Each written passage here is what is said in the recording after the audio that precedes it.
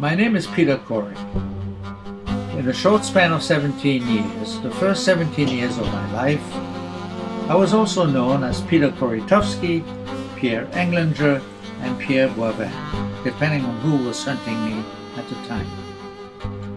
This is the tale of those 17 years. They encompass that mid-20th century calamity known as the Second World War. It is a story of my fate, my fortune, my kismet.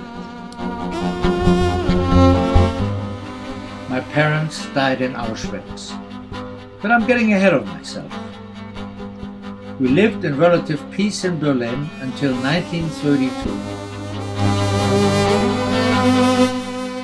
Although I was less than 2, I can clearly remember a moment of absolute terror under Berlin's Brandenburg Gate, but to this day I don't know why. It wasn't long after that moment that we fled to Belgium, seeking sanctuary from Hitler's tyranny. And for the next 7 years, our life was wonderfully normal. But we hadn't fled far enough. We were caught in the middle of Hitler's blitzkrieg.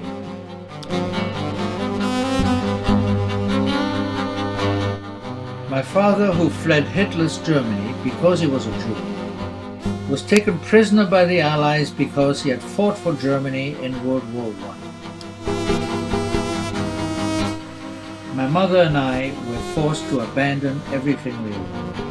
We began walking to France, searching for my father and safe shelter. We engineered his escape from the Allied internment camp and established a new identity in the French countryside. Then we planned our escape. We would cross the Pyrenees into Spain on foot, then take a boat to Casablanca and finally reach America. But it was not to be. I was 11, so I could keep up with the guide on the steep mountain paths. But my parents lagged behind and they were captured.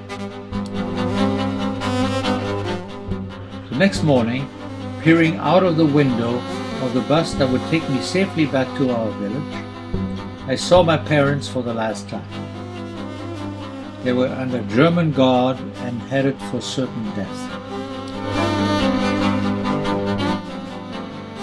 But kismet was on my side. I was sheltered by a noble French family who worked with the resistance. They changed my identity and brought me to the ancestral chateau.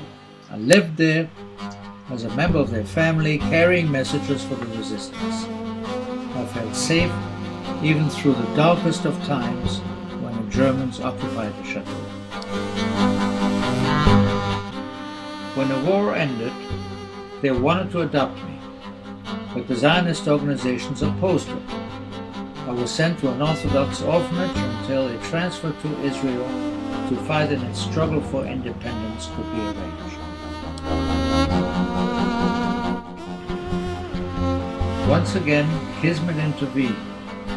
I discovered family in New York that I did not know existed.